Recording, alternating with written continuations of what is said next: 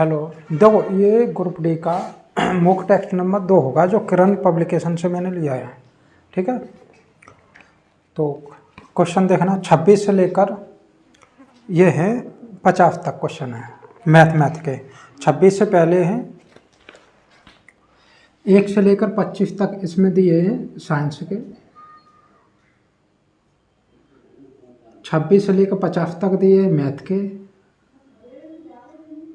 और 51 से लेकर 80 तक ये दिए हैं रीजनिंग के, और 81 से 100 तक हैं जी के और करंट वगैरह। तो इसमें ये वाला मैं करा रहा हूँ। ठीक है, 26 से लेकर 50 तक 25 क्वेश्चन आएंगे आपके मैथ के। तो आप देखो आप कितने सवालों को निकाल सकते हो। तो पहला सवाल देख लो। अमन तथा कपिल क्रमशः दिल्ली तथा ग्वालियर से एक दूसरे की तरफ एक ही समय निकलते हैं। वे मथुरा में मिलते हैं तथा मिलने के बाद वे ग्वालियर तथा दिल्ली पहुंचने में क्रमशः 196 मिनट तथा 125 मिनट लेते हैं। यदि अमन की गति 30 किलोमीटर प्रति घंटा है तो कपिल की गति कितनी क्या होगी? आप निकालो। तो पहले आप निकालना, फिर मैं निकालूंगा। और अगर आप नए हो, अभी तक सब्सक्राइब नहीं किया है तो सब्सक्राइब कर देना चैनल, जिस पर 35 के 35 ये मुख्य टेस्ट दे दूंगा मैं। ठीक है, तो आप सभी तो देख लोगे, बहुत अच्छा टेस्ट है, देखना। तो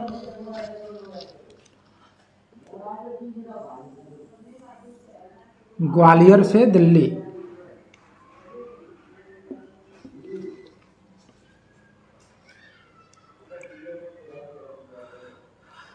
दिल्ली तथा ग्वालियर से एक दूसरे की तरफ निकल रहे हैं। वे मथुरा में मिलते हैं। मान लो मथुरा में मिलने के बाद वे ग्वालियर तथा दिल्ली पहुंचने में, एक ग्वालियर पहुंचेगा, मिलने के बाद एक दिल्ली पहुंचने में कितना समय लेता है? 196 मिनट। तथा देखो ग्वालियर पहुंचने में यहाँ से 196 मिनट लगती हैं, और दिल्ली पहुंचने में लग रही हैं 2 से 25 मिनट। अमन चल रहा है दिल्ली से, और ये क्या है? कपिल चलेगा ग्वालियर से, जिसमें अमन की गति दी है। अमन की गति कितनी है? 30 किलोमीटर प्रति घंटा। तो कपिल की निकालनी है। देखो, तो मिलने के बाद ये इतने समय में मिल जाते हैं, तो इनकी चाल का अनुपात, ये अमन की चाल अपॉन, और ये है कपिल की चाल।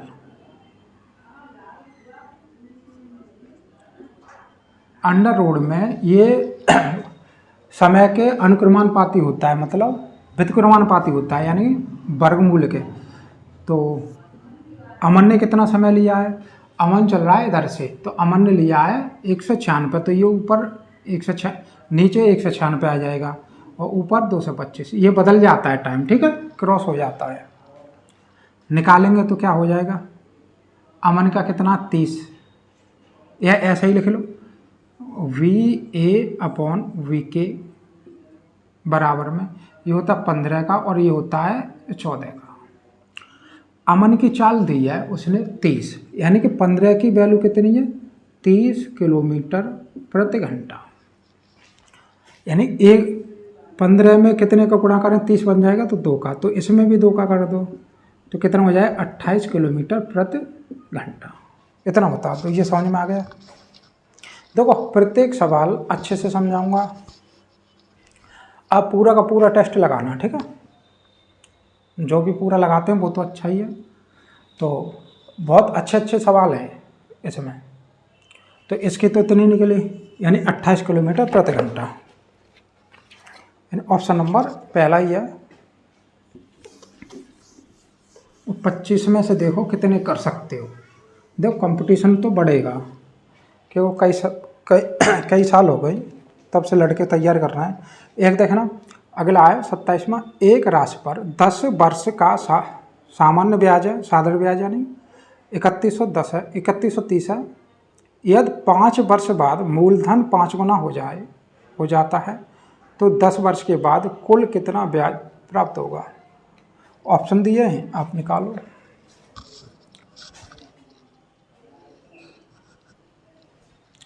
क्वेश्चन ऐसे हैं बहुत अच्छे अच्छे।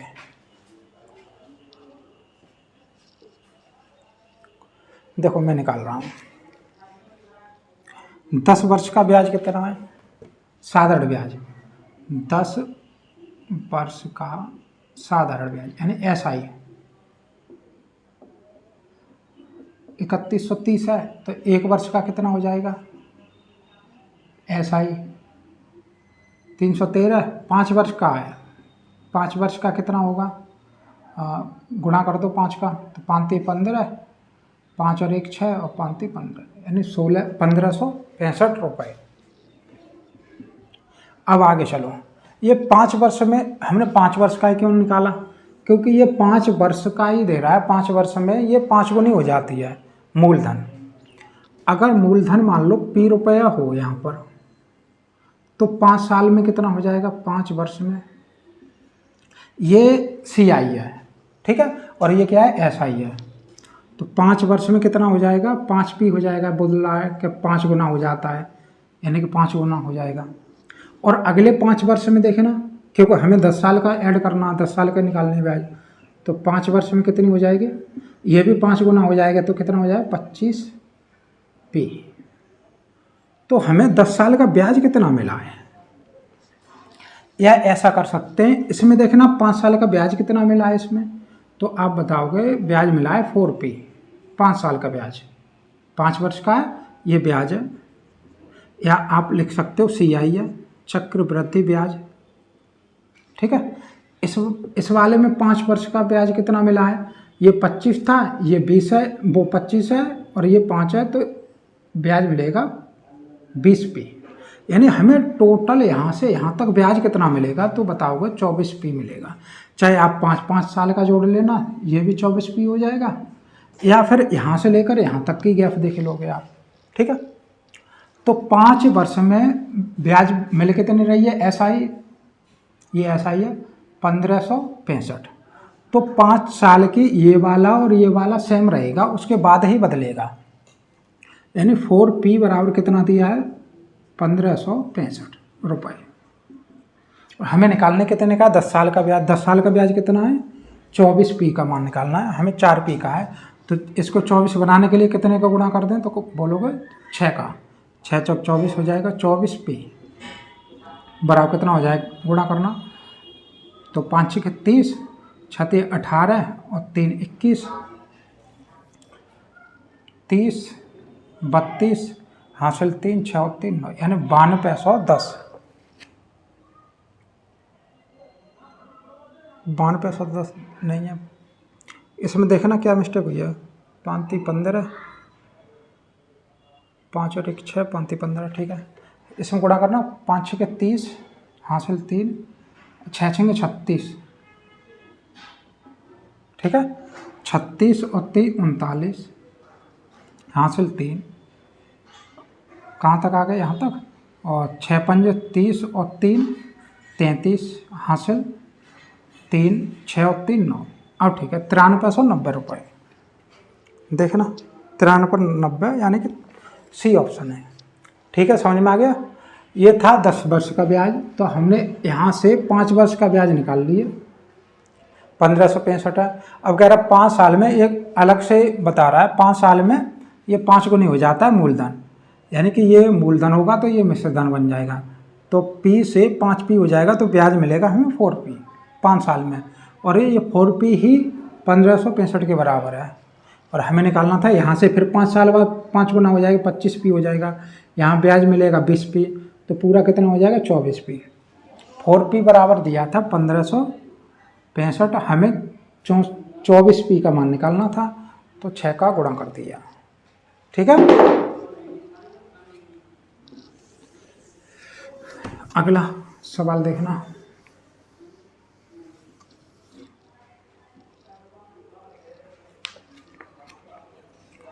अगला सवाल दिया है, यदि 2x प्लस 9/x बराबर 9 है तो एक्स स्क्वायर प्लस 1/x² बताना है।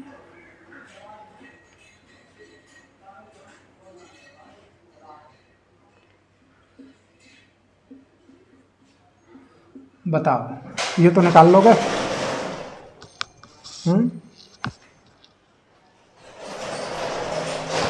दो 20 या 25 तारीख के बाद आपका फेस 1 का मालूम पड़ने लगेगा सिटी कहाँ पर है और किन किन का फेस 1 में है, क्योंकि कम से कम 15-20 दिन से पहले ही देगा जो भी होगा। देखना यहाँ पर 1 मान कर लासा ले लें, एक्स लासा आएगा, यहाँ हो जाएगा 2x² प्लस का 9 और ये इधर चला जाएगा यानी कि 9x को इधर ले आओ, 2x² माइनस का 9x प्लस का 9 बराबर 0।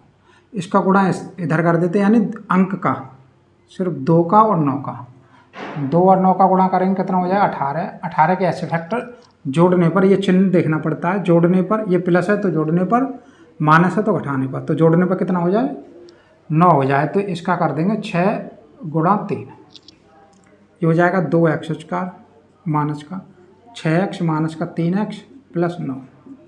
कॉमन लेना इसमें से, 2x कॉमन हो जाएगा तो बचेगा x माइनस 3 माइनस का 3 कॉमन ले लो, x माइनस 3 बराबर 0। तो x माइनस 3 और क्या बचेगा 2x माइनस 3 बराबर 0। तो एक आएगा 3 और एक आएगा 3/2। तो इसमें x बराबर 3/2 लगाना, x का मान 3/2 यानी कि 9/4 हो जाएगा, प्लस इसका मान 4/9 हो जाएगा। तो लासा हो जाए 36, 9 में 81 प्लस 4 चौक 16, जोड़ना ये हो जाएगा 97/36। और अगर ये लगाएंगे 3 तो क्या हो जाएगा 3 3 का 9 प्लस 1/9, लासा लेंगे 9, 9 में 81 और 1 82, जो कि ऑप्शन में नहीं था तो ये वाला लगा सकते हो। ठीक है, हटाऊं अब तो।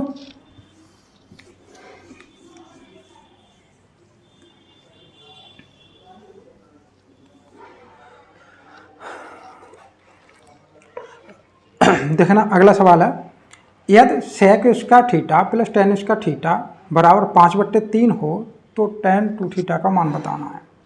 निकालो आप, क्या चीज़ है sec²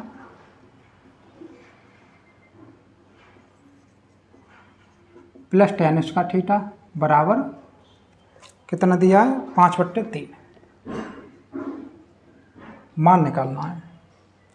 तो देखो आपने सूत्र पढ़ा होगा, sec² बराबर क्या होता है 1 प्लस tan², ये होता है सेक का मान, प्लस tan तो ये है ही है बराबर 5/3। एक है ये, इसको इधर भेजो, tan² 2 tan² बनेगा, 5/3 माइनस 1, यहाँ 1 मान का लासा ले लोगे तो हो जाएगा 2 tan² बराबर 3, लासा हो जाएगा 5 माइनस 3 यानी कितना हो जाएगा 2/3। तो 2 से ये 2 कट जाएगा और tan² बराबर क्या निकलेगा, वर्गमूल ले लिया मैंने 1/√3। tan में 1/√3 कितने का मान होता है tan 30 का, यानी थीटा बराबर कितना निकलेगा 30 अंश। तो क्या निकालना है tan2θ का मान, यानी tan 2 गुणा 30 यानी 60 अंश का मान, और tan 60 का मान कितना होता है √3। बताओ, यही निकला था आपका √3, यानी ऑप्शन नंबर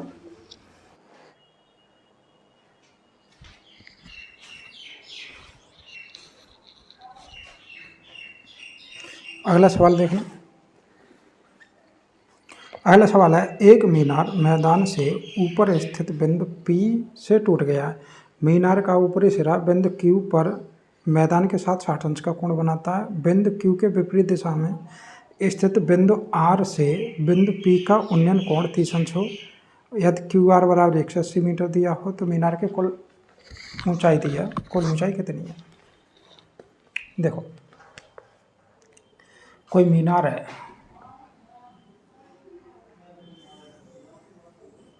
मान लो ये बिंदु P है, यहाँ से टूट गया तो ये झुककर इधर की साइड में क्यू पर 60 अंश का कोण बन गया है।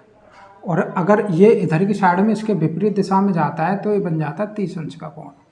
ये आर बिंदु है, ये 180 मीटर की दूरी दी है, क्यू आर, ये ओ मान ले रहे हैं, और ये 90 अंश का बनेगा, इधर की साइड का 60 अंश का बनेगा, इधर की साइड का 30 अंश का बनेगा। ये मान लो x है, यहाँ से लेकर यहाँ तक, बस इतना ही रखो। तो देखो ये अनुपात होता है अंश में 30 अंश हो, 60 अंश हो और 90 अंश हो। तो ये 1:3:2, ठीक है। पहले इस वाले त्रिभुज में देख ले रहे हैं, ये 30 के सामने वाला है, ये 30 के सामने वाला 1 हो तो 60 के सामने वाला कितना होता है, √3 गुना हो जाता है। तो ये यहाँ से लेकर यहाँ तक कितनी हो जाए, √3x, ठीक है। अब इस वाले में देख लो, इस वाले में ये 30 के सामने जितना भी हो 60 के सामने वाला √3 गुणा हो जाता है। तो इसमें √3 का गुणा करेंगे तो ये वाला 60 के सामने वाला कितना बन जाएगा, 3x, यहाँ से लेकर यहाँ तक। तो देखो यहाँ से ये x है, यहाँ से ये 3x है, यानी पूरा कितना हो जाएगा, 4x बराबर ये हो जाएगा 180। तो x बराबर कितना निकलेगा, 45, यानी ये निकलेगा 45। फिर दोबारा देखना इस वाले में, अगर 30 के सामने वाला जितना भी है 90 के सामने वाला कितना हो जाता है, उसका दुगुना हो जाता है। तो इसका मतलब ये 90 निकलेगा, और यही हमारा ये वाला ऊंचाई है, और ये कितनी है, √3x, x का मान कितना निकला है, 45। तो इसको लिख सकते हैं 45 √3। तो मीनार की ऊंचाई कितनी निकली, मीनार की ऊंचाई निकली है 45 √3 प्लस ये वाले 90। कॉमन लेना चाहते हो 45 तो कॉमन ले लो, 45 कॉमन हो जाएंगे, √3 + 2। ये बताओ समझ में आ गया, क्वेश्चन अच्छा रहा ना। ये हटा दो, अगला देखना। देखो पूरा क्वेश्चन देखना आप, बहुत अच्छे क्वेश्चन लिए गए हैं। अगला क्वेश्चन देखना, यदि sin θ + sin 5θ बराबर sin 3θ है तो थीटा का मान निकालना है। sin θ + sin 5θ बराबर sin 3θ, ठीक है। थीटा का मान बताना, तो देखो एक सूत्र होता है sin θ + cos θ, sin फाई, इसके बराबर क्या होता है 2 sin θ + फाई, मतलब ये वाला और ये वाला जुड़ जाता है और आधा हो जाता है, और cos θ - फाई बट्टे 2, ठीक है। तो ऐसा कर ले रहे हैं, 5θ पहले लिख ले रहे हैं, sin 5θ और sin θ कुछ नहीं बदलेगा, बराबर sin 3θ। तो इसमें रूल लगाएंगे तो 2 आएगा, sin ये वाला और ये वाला जुड़ेगा, 5θ और θ 6θ होते हैं, फिर उसका आधा हो जाता है, आधा होता है, तो क्या हो जाएगा 3θ। और cos आ जाता है, फिर cos 5θ में से θ जाता है, यानी कितने 4θ और उसका आधा होता है, यानी 2θ बराबर sin 3θ। देखो इस वाले से ये कट जाएगा, क्या बचेगा, cos 2θ बराबर, इधर 1 बचेगा, ये 2 मैं इधर की साइड में भेज दे रहा हूँ, बराबर cos में 1/2 कितने का अंश का मान होता है, cos 60 का, यानी 2θ बराबर 60 अंश है। तो θ बराबर कितना निकलेगा, 30 अंश, ठीक है। ये सवाल था 31वां, ऑप्शन नंबर पहला। अगला देखना, अगला है, जब n को 36 से विभाजित किया जाता है तो शेषफल 12 आता है। शेषफल क्या होगा जब n को 9 से विभाजित किया जाता है। कोई संख्या n है, 36 से विभाजित किया जा रहा है, n बराबर क्या होगा, 36 से विभाजित किया जा रहा है, तो मान ले रहे हैं k बार भाग दी गया, 12 शेषफल बच गए। अब इसको कितने से भाग लगाना है, 9 से। 9 से भाग लगाएंगे n को, तो 36 के 9 प्लस शेष बताना है, शेष कितना बचेगा, और 12/9। ठीक है, 9 से 36 तो पूरा पूरा कटेगा, तो शेष तो बचेगा नहीं, शेष 0 बचेगा। इसमें 9 एक 9 एक बार भाग जाएगा, बचेगा कितना, 3, यानी दोनों में कितना बचेगा शेषफल, 3। अगर ऐसा नहीं करना चाहते हो तो ऐसा कर लो, जितने से भाग लगाते हैं और जितने शेषफल बचते हैं उसको जोड़ लो, कितना हो जाएगा 48, और कितने से भाग लगाना, 9 से। कितने बार चला है, 9 पर 9 45, 5 बार चला जाए 45, शेषफल कितने बचेंगे, 3। ऐसे भी कर सकते हो। ठीक है,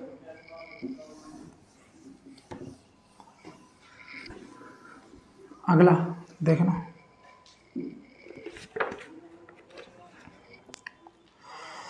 तैंतीस से 143 तक ऐसी कितनी संख्याएं जो 4 और 7 से दोनों से विभाजित हों। देखना, 33 से लेकर 143 तक के बीच की देखनी है, 143 तक देखनी है, बीच की नहीं देखनी। 4 और 7 से विभाजित हो, यानी कि 28 से विभाजित हो। ठीक है, तो देखो हम 1 से देख ले रहे हैं। देखो 33 तक तो एकमात्र एक 28 ही होगी, वो एक घटा देंगे ये वाली संख्या, तो वो जो जितनी संख्या होंगी उतनी निकल आएंगी। यानी कि 143 में भाग लगाएंगे 28 का, कितने बार जा सकता है। अगर यहाँ पर 30 होते तो कितने चले जाए, 5 बार चला जाता है, तो 5 बार देना भाग लगभग। 5 8 5 40 हासिल 4, 5 दूनी 10 और 4 14, यानी संख्या क्या बनेगी,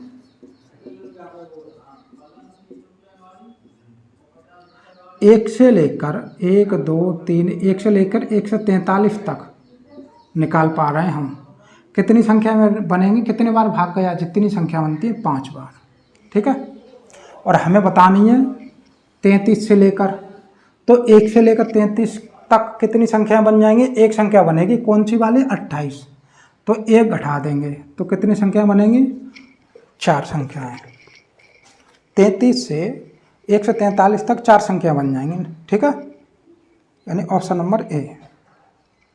अगला देखना, एक किन मान के लिए संख्या दिया 37A4 4 से विभाजित हो गई।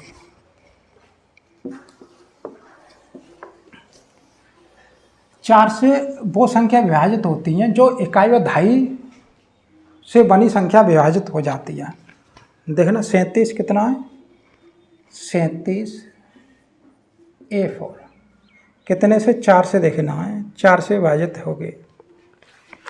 लगा कर देख लो, ऑप्शन दिए, ऑप्शन लगा कर देख सकते हो। ऑप्शन कितने, 3 4 सॉरी 0 1 3 और 7। तो पहले तो 0 ही लगा कर देखो, सिर्फ ये वाली देखनी है, 0 4 बन जाएगी, ये 4 से कट जाएगी, ये कट जाएगी। 1 लगा कर देखना तो 14 बन जाएगी, ये 4 से नहीं कटेगी। 3 लगा कर देखेंगे तो 34 बन जाएगी, ये भी 4 से नहीं कटेगी।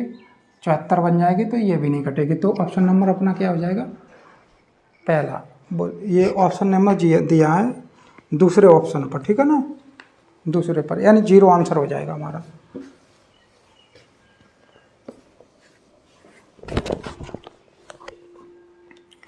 अगला सवाल दिया है, एक पाइप एक टंकी को 100 घंटे में भर सकता है। टंकी के तल में छिद्र होने के कारण टंकी को भरने में 120 घंटे लगते हैं। यह टंकी पूरी भरी हो, ये भार नहीं है, भरी हो लिखा है, वह छिद्र टंकी को कितने घंटे में खाली कर सकता है। देखो, एक टंकी को एक पाइप 100 मिनट में भर रहा है, लेकिन मान ले रहे हैं बी लग गया है जो निकाल रहा है, यानी कि ए बी, तो 120 मिनट लगते हैं। इन दोनों का लासा हो जाएगा 600।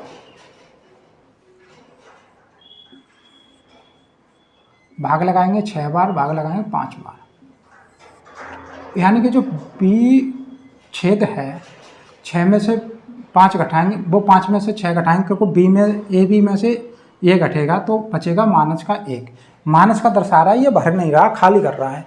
तो बी को भरने में कितना टाइम लगेगा? टाइम लगेगा 600/1, यानी कि 600 मिनट। ठीक है। ए बी में से 1 घटाएंगे तब बी बचेगा, यानी 5 में से 6 घटाएंगे तो माइनस का 1 बचेगा। टाइम कभी माइनस में नहीं दिखाएंगे। ठीक है, टाइम तो प्लस में, माइनस चिन्ह बता रहा है कि ये भर नहीं रहा है, खाली कर रहा है। अगला देखना, अगला सवाल है, एक्स एक कार्य को अकेला 20 दिन में पूरा कर सकता है। एक्स वाई से 20% कम कार्यकुशल है, वाई अकेला उस कार्य को कितने दिन में पूरा करेगा? 2 लोग हैं, एक्स और वाई। एक्स है कार्यकुशल, कार्य दक्षता लिख सकते हैं। 20% कम है, यानी कि ये 100 हो तो ये 80 होगा। 0 से 0 कट कर सकते हैं, 2 से कर देंगे 4 बार और 2 से कर देंगे 5 बार। इसका कार्य दक्षता का मतलब ये होता है एक दिन में इतनी यूनिट कर रहा है, यानी कि जो एक्स पाइप है एक दिन में सिर्फ 4 यूनिट काम कर रहा है। ठीक है, और ये काम कितने तक करता है? 20 दिनों तक। 20 दिनों तक काम कर रहा है, तो कार्य कितना हो जाएगा? एक दिन में 4 यूनिट कर रहा है, 20 दिन तक काम करता है तो 80 काम ही तो होगा, 80 यूनिट ही काम तो होगा। सही बात है ना? एक दिन में 4 यूनिट कर रहा है, कितने दिन तक चलता है? 20 दिन तक चलता है, तो 80 यूनिट काम होगा, तभी तो 4 करके 20 दिन में कर देगा। तो हमें निकालना बाई का टाइम। ये कर रहा है 5 यूनिट काम एक दिन में, तो 80 कितने में कर लेगा? तो बताओगे 16 दिन में। 16 पंजे 80 होते हैं।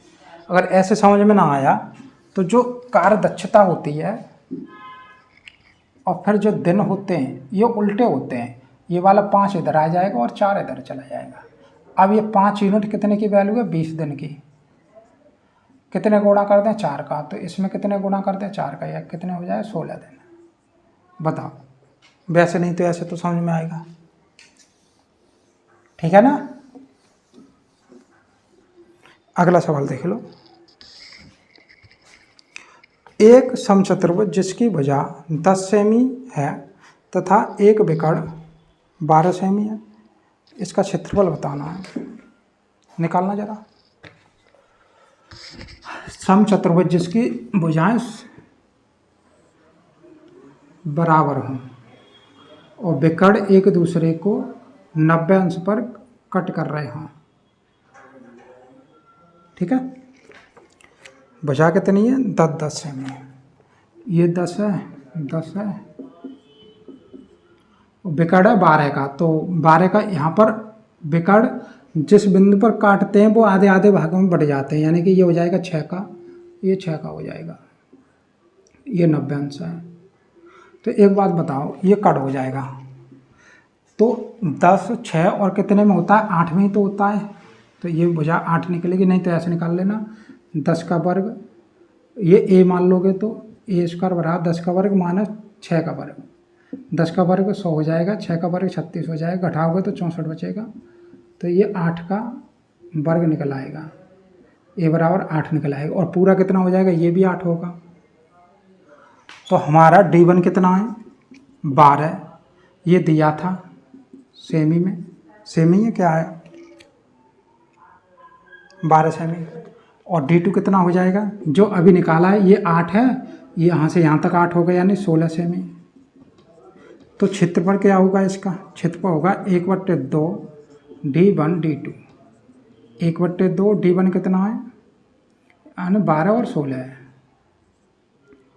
कोई सी काट दो। 12 × 96, 96 वर्ग सेमी। ठीक है,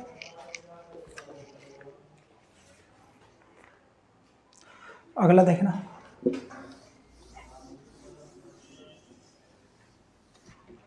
देखो,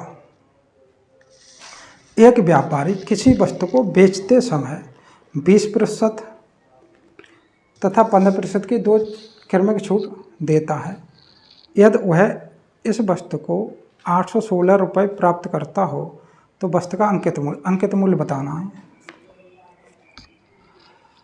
हाँ, तो SP बराबर हो जाएगा अंकित मूल्य x इंटू छूट कौन कौन से दे रहा है, 20 की और 15 की। 20 की होगी तो 80/100, 15 की होगी 85/100।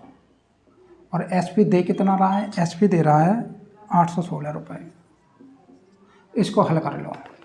देखो 0 से 0 कट कर दो, 8 से कट करना है इसको। 8 1 8, 0 8 2 16, 102 बार। 5 से कटोगे 17 बार, 5 से कटोगे 5 चौक 20, 17 से कटोगे 17 से 6 बार। और अब क्या बचा, बस इतना ही है। तो x बराबर क्या निकलेगा, देखो 2 से ये हो जाएंगे, 2 का गुणा इसमें होगा तो 1200 रुपये। बताओ, ठीक है, 1200 रुपये।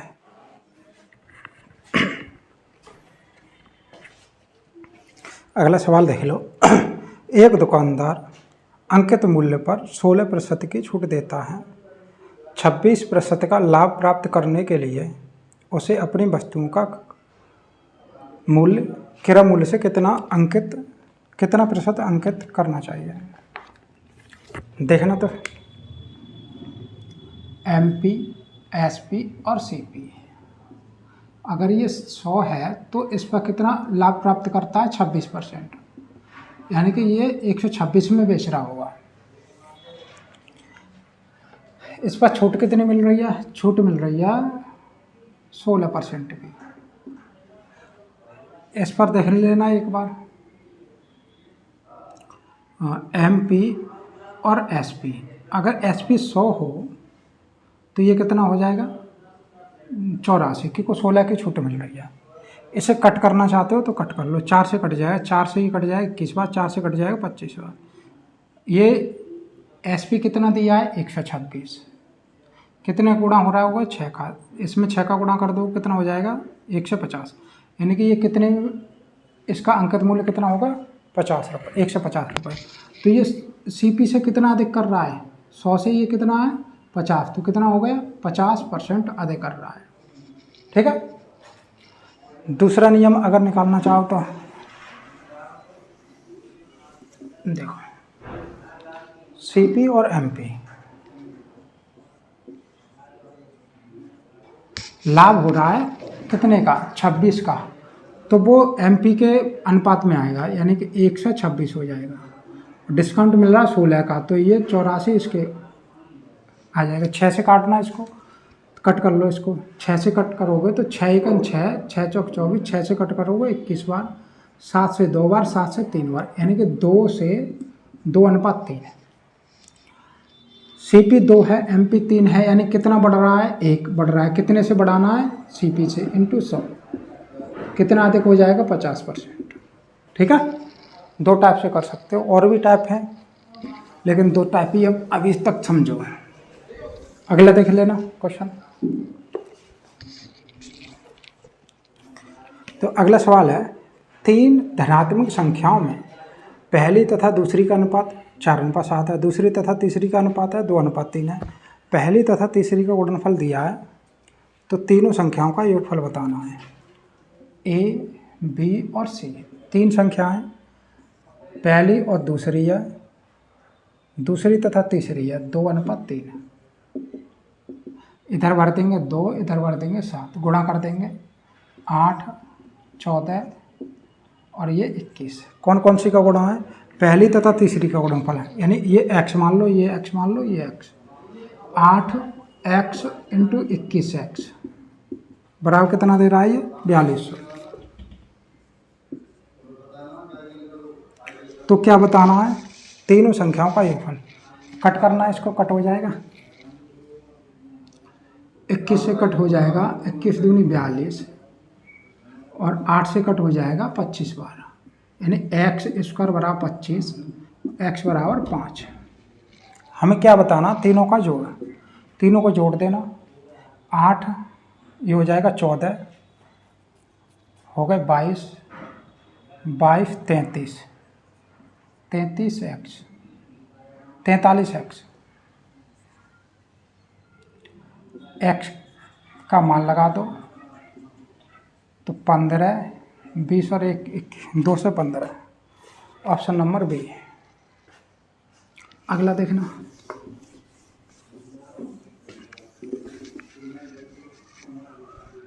अगला सवाल है, तीन संख्याएं 5 4 और 6 के अनुपात में यदि उनके वर्गों का योगफल दे दिया है इतना तो संख्या बतानी है।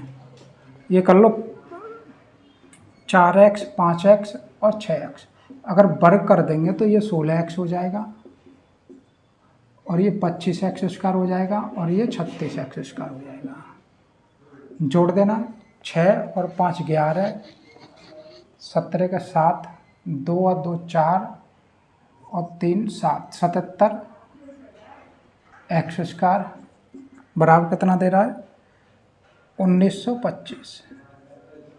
अब देखो 11 से कट करो, पहले 11 से 7 बार कट हो जाएगा, 11 से इसको काटना, 11 1 11 बचेगा 8, 11 7 77 बचेगा 5, 11 5 7 से कट करना तो 7 दूनी 14, 7 पन्ना 35, यानी x बराबर कितना निकलेगा 5। क्या बताना था, संख्या बतानी है। तो 5 वैल्यू लगा देंगे तो ये हो जाएगा 20, ये हो जाएगा 25 और ये हो जाएगा 30। 20 25 और 30, ऑप्शन नंबर पहला। अगला देखना,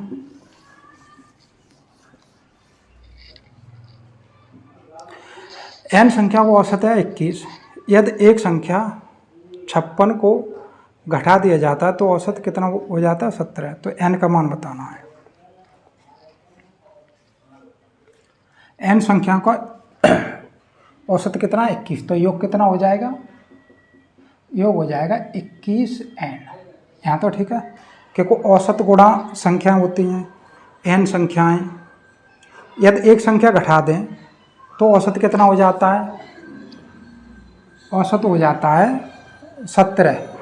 तो योग कितना हो जाएगा, क्योंकि संख्या होगी 17, एक संख्या कम हो जाएगी, ठीक है। अब इन दोनों को घटा दें हम, 21n माइनस 17n माइनस 1 कर दें तो जो संख्या घटाई थी वो संख्या बच जाएगी, यानी 57। इसको सॉल्व करना है सर। तो क्या हो जाएगा 21n, या फिर डायरेक्ट घटा दो, 21n ये 17n है तो कितना बचेगा 4n बचेगा, माइनस माइनस प्लस हो जाएगा, प्लस का 17 बराबर 57, यानी 4n बराबर बचेगा 40, n बराबर 10। ठीक है। अगला देखना, 1 रुपए में 4 वस्तुओं को बेचने पर एक व्यक्ति को 25% का लाभ होता है। यदि वह 1 रुपए में 2 वस्तुएं बेचे तो लाभ प्रतिशत बताना है, निकालना आप। देखो पहले तो सीपी निकाल लो या फिर कुछ वो ले लो। 1 रुपए में 4 वस्तुएं बेच रहा है, मान ले 100 वस्तुएं हैं,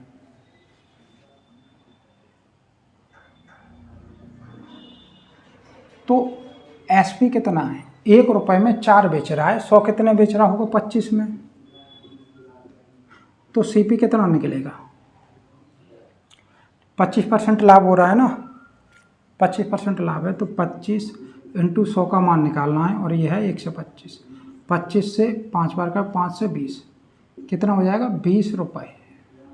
अब हमें बेचना है 1 रुपए में 2 वस्तुएं, 1 रुपए में 2 वस्तुएं बेचे तो कितने की बेचेंगे 50 रुपए की बेचे जाएंगे, बेचेंगे नहीं। 1 रुपए में 2 बेचे तो 100 वस्तुएं 50 रुपए में तो बेचेंगे, तो लाभ कितना हो जाएगा,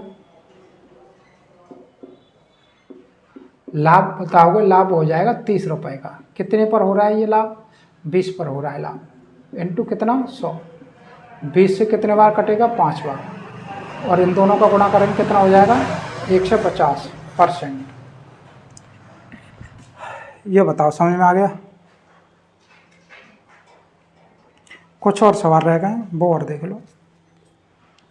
अगला सवाल है, एक वस्तु को 19% लाभ पर बेचा गया यदि वह 750 रुपये अधिक रुपए में बेचा जाए था तो 34% का लाभ होता। वस्तु का क्रय मूल्य, वस्तु का सीपी और एसपी।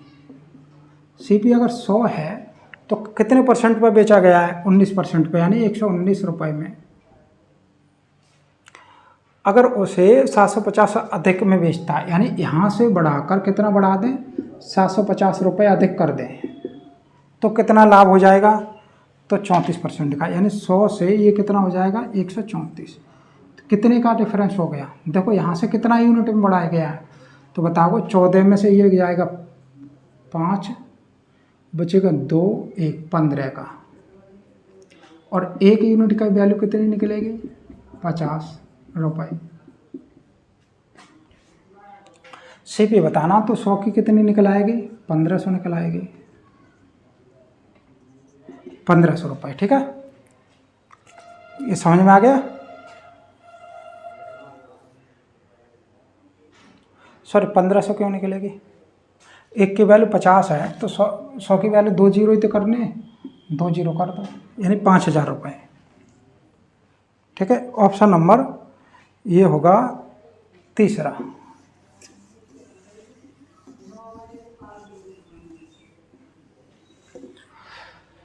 अगला देखो, एक संख्या को 5/8 के बजाय 6/7 से गुणा कर दिया जाए तो नया आपेक्षिक मान कितना परसेंट होगा? कोई संख्या है, देखो हर इनका मान लेते, जैसे 5/8 है, इसका हर 8 है, 6/7 में 7 है, 8 7 56 संख्या मान ले रहे हैं। तो पहले क्या कर रहे हैं? 5/8 कर रहे थे, लेकिन इसकी जगह पर 6/7 कर दिया। तो 8 से कितने बार? 7 बार, 7 पन्ना 35 होगी संख्या, ये वाला मान आंसर। और इसका हो 7 8, तो 8 6 48, ये 48 होगा। ये क्या पूछ रहा है? ये पूछ रहा है तो नया मान आपेक्षिक मान का कितना परसेंट है? तो नया मान है 48, कितने का? 35 का, इंटू 100। कट करना चाहते हो 5 से काट दो 7 बार, 5 से 20 बार, 20 का गुणा कर देना 98, 96 हो जाएगा, यानी 960/7 ये परसेंट में आएगा। भाग लगा दो, तो 7 एकन 7, बचेगा कितना? 2, 26 हो गए। तो 7 ते 21, बचेंगे 5, 7 7 49, बचेगा 1, 7 एकन 7, बचेंगे 3, 7 4 28, यानी 137.14% में आएगा। ठीक है, समझ में आ गया ना? कोई सवाल ना समझ में आए तो दोबारा देख लेना उसी सवाल को रिवाइज करके, या फिर कमेंट में कर दोगे तो मैं बता दूंगा दोबारा से। देखना अगला, L M से 20% कम है, M N से 20% अधिक है, N P से 30% कम है। यदि P का मान है 2000 तो L का मान बताना है, निकालना आप। 4 सवाल और रह गए इसके बाद। देखो L और M में क्या कह रहा है? L जो है M से 20% कम है, यानी कि ये अगर 100 है तो ये 80 होगा। 0 से 0 काट दो, 2 से काट दो 4 बार, 2 से 5 बार। आगे कह रहा है M और N में, M और N ये है 20% अधिक है। कौन अधिक है? M, यानी कि ये 100 है तो ये 120 होगा। 0 से 0 काट दो, 2 से कट करोगे 6 और 5 में। N और P में क्या कह रहा है? N और P 30% कम है N, यानी ये 100 है तो ये 70 होगा। 0 से 0 यानी 7/10। L का मान बताना और P का मान दिया है, तो एक ऊपर वाला बताना, नीचे वाले का मान दिया है, तो इसका ऐसा करते हैं L/P निकाल दे रहे हैं। तो बीच वाले सभी काटने हैं, तो ऐसा कर दो L/ सबका गुणा कर दो, L/M गुणा में M/N गुणा में N/P। दो N से N कटेगा, M से M कटेगा, ऊपर L बचेगा, नीचे P बचेगा। एल बट्टे ये कितना है 4/5 है इंटू 6/5 है और ये है 7/10। देखो 2 से कट जाएगा, 2 से कट जाएगा 2 बार, 2 से कट जाएगा 5 बार, गुणा कर दो ये 125 आ जाएगा। ये आ जाएगा 6 सत्ते 42 दूनी 84। इसका मान दिया है 2000। देखो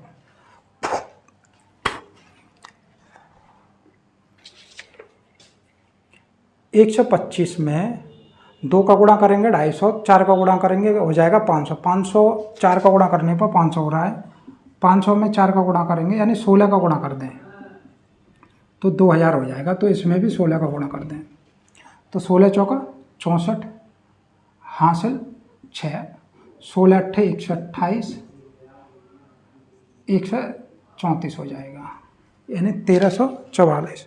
1344 ऑप्शन नंबर दूसरा है। ठीक है।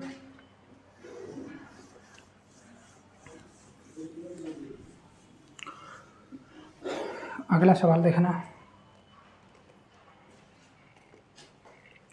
किसी नाव की गति धारा के अनुकूल 17 किलोमीटर प्रति घंटा है तथा धारा की गति 2 किलोमीटर प्रति घंटा, धारा के प्रतिकूल 65 किलोमीटर तथा धारा के अनुकूल 170 किलोमीटर की दूरी तय करने में नाव की कुल कितना समय लगेगा, ये निकालो।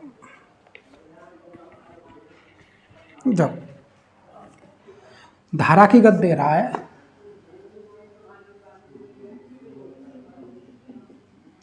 2 किलोमीटर प्रति घंटा,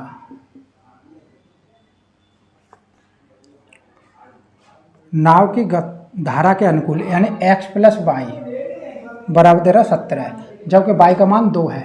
धारा की गति कितनी है 2, तो 2 इधर ले जाएंगे तो x का मान कितना निकलेगा 15 किलोमीटर प्रति घंटा। ये नाव की गति हो गई। नाव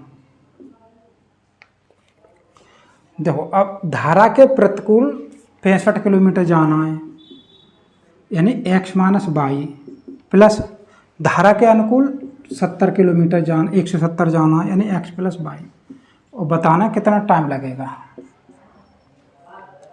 x - y यानी कि 15 में से 2 जाएंगे तो कितने बचेंगे 13, यहाँ लिख दे रहा हूँ 65/13 प्लस 170, 15 और 2 जुड़ जाएंगे 17 हो जाएगा।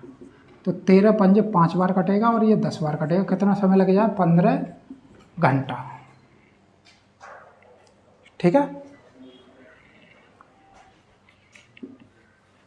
अगला सवाल देखना।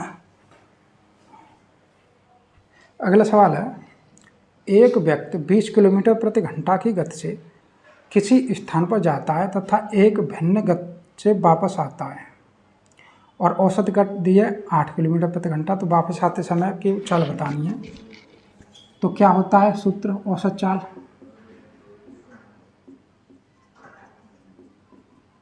टू v1v2 बट्टे v1 + v2 v2। औसत चाल कितनी दी है 8 किलोमीटर प्रति घंटा। एक चाल दी है 20 की, 20 गुणा इसको x मान ले रहे हैं तो 20 + x हो जाएगी। कट करना 2 से कट हो जाएगी 4 बार, 4 से कट हो जाएगा ये 5 बार। ये इसका गुणा इधर कर देंगे तो 20 + x बराबर 5x। इसको जब इधर लाएंगे तो 4x बचेगा और ये बराबर 20। x बराबर 5 किलोमीटर प्रति घंटा। ऑप्शन नंबर पहला है।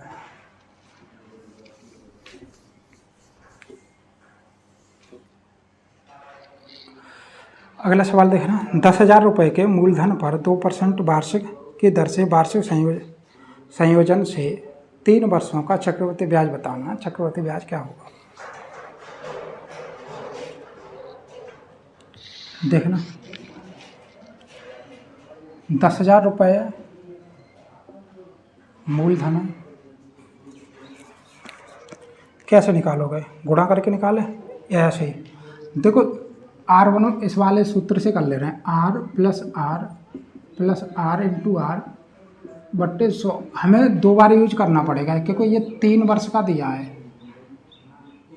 तो देखो इन दोनों को यूज करेंगे तो क्या होगा, R 2 + 2 + 2 गुणा 2/100 हो जाएगा, 2 और 2 हो जाएगा 4, प्लस गुणा हो जाएगा 4 तो 0 4 हो जाएगा, यानी 4.04। तो हमारा आंसर आया 4.04। और इसके साथ ये वाला और लेना पड़ेगा 2 प्लस यही वाला सूत्र फिर दोबारा जो दोहरा रहे हैं 0.4 और 2/100। तो ये हो जाएगा 6.04 प्लस गुणा कर देंगे 4 दूनी 8 0 8 और 2 अंक बाद लग जाएगा यहाँ पर 0, यहाँ आ जाएगा। इन दोनों को जोड़ लो तो ये जोड़ेंगे 0.8 तो है ही है, 0.8 8 4 12.6 ये निकलेगी SI वो भी 3 साल की। ठीक है, दर निकलेगी। ठीक है, तो ब्याज 10,000 रुपये, दर आपकी बनी है 6.1208/100। तो ये पॉइंट उठाएंगे 1 2 3 4, ये पॉइंट सब गायब हो जाएंगे तो 2 अंक बाद पॉइंट लग जाएगा 612.08, ये रुपए में आ जाएगा। देखो इधर मैं बता दे रहा हूँ, ये वाला उठाना जरा, इधर देख लो, शायद दिख रहा नहीं होगा। तो ब्याज क्या होगा 10,000 गुणा 6.1208/100, ये पॉइंट हटाएंगे तो ये सभी 0 कट जाएंगे और 2 अंक बाद पॉइंट लग जाएगा, यानी 612.08 रुपये में। ये करेक्ट मान निकलता है 612.08। ठीक है,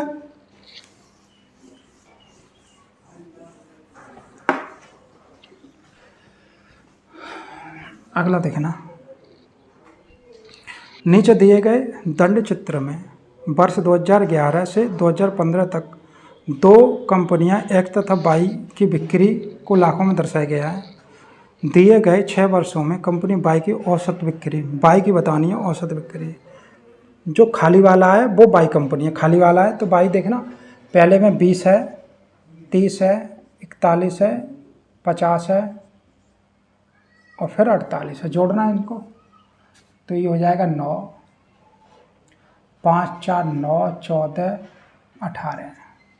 कितनी है 1 2 3 4 5, तो औसत होता है योग बट्टे जितनी भी संख्याएं हैं। तो काटना 5 ते 15 बचे 3, 5 7 35 बचे 4.8, 37.8। ठीक है, ये आज का टेस्ट हो गया, कल का कल देखेंगे। ठीक है, कल होगा मॉक नंबर 3।